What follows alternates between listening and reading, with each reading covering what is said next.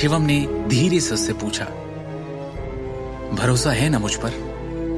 इस सटीक क्षण में उसने पहली बार ऐसा महसूस किया कि वो उस पर भरोसा कर सकती है। हाँ है, उसने कहा और जवाब में सिर हिलाया। शिवम के करण पर हाथ उठाने का क्या अंजाम भुगतेगा दृष्टि का परिवार? नारंग ज्वेलरी ग्रुप की इमारत की हर मंजिल पर आज एक असामान्य उथल पुथल थी। कर्मचारियों में अफरा तफरी मची थी। क्या चल रहा है? कॉर्पोरेशन में इतनी अफरा तफरी क्यों है? बड़े भाई साहब, क्या है ये सब? मैं गोल्फ खेल रहा था, अचानक एक के बाद एक हमारे कई बड़े क्लाइंट्स के कॉल्स आने शुरू हो गए कि वो नारंग ग्रुप के साथ अपनी डील रद्द करना चाहते हैं। इसके सिवा और तो कोई वजह नहीं है कि हमारी कॉर्पोरेशन अचानक इस तरह से लड़खड़ा जाए। अचानक नारंग परिवार के सबसे बड़े भाई और नारंग ग्रुप के डायरेक्टर अमिताभ नारंग ने सभी का ध्यान अपनी ओर आकर्षित करने के लिए जोर से खांसी की। सब लोग बहस करना बंद करें, पहले बिजनेस की बातें करें। इस तरह की समस्या को हल करने का हमेशा एक तरीका होगा। अमिताभ नारंग के चेहरे पर आज अलग ही भाव थे। जब से उन्होंने नारंग ग्रुप के डायरेक्टर का पद संभाला, तब से कॉर्पोरेशन बिना किसी रुकावट, गिरावट या बिना किसी नुकसान के सुचारू रूप से चलती आ रही थी, क्योंकि इससे पहले कभी किसी ने ऐसी हिला देने वाली स्थिति का सामना नहीं किया था। जैसे ही बैठक कक्ष तुरंत शांत हुआ, सभी ने चिंतित भावों से अमिताभ नारंग को देखा और उनके बोलने का इंतजार करने लगे। डायरेक्टर सर, आपने जिन डेटा की कैलकुलेशन मांगी थी वो आ गई है।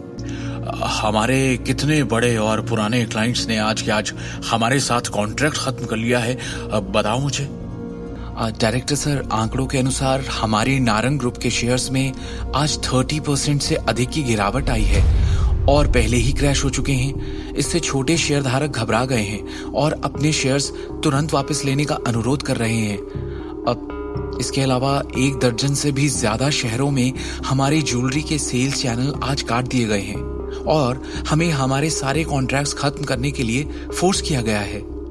इन सब के अलावा ईस्टर्न प्रांत की ज्वेलरी और उससे जुड़ी हुई 20 से भी ज्यादा कंपनीज, ज्वेलरी कॉमर्स एसोसिएशन और जनरल चैम्बर ऑफ कॉमर्स ने संयुक्त रूप से सार्वजनिक रूप से घोषणा की है कि वो हमारे नारंग ग्रुप का सहयोग नहीं करेंगे।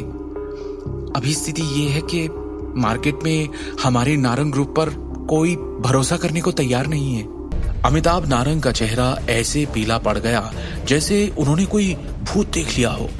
उन्हें खुद अभी तक ये बात समझ नहीं आ रही थी कि उन्होंने किस ताकतवर शख्स को इतना नाराज कर दिया कि उसने पूरे के पूरे नारंग ग्रुप का दिवालिया निकाल दिया, वो भी एक दिन के अंदर।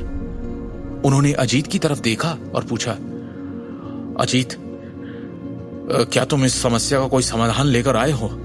चिंता वाली बात यह है कि कोई स्पष्ट रूप से पर्दे के पीछे के तार खींच रहा है और हमारे ग्रुप को निशाना बना रहा है। हालांकि अजीत नारंग को भी समझ नहीं आ रहा था कि क्या किया जाए। उसका चेहरा राख हो गया था। अभी के लिए हमें तार खींचने के लिए जिम्मेदार व्यक्ति का पता लगाना चाहिए।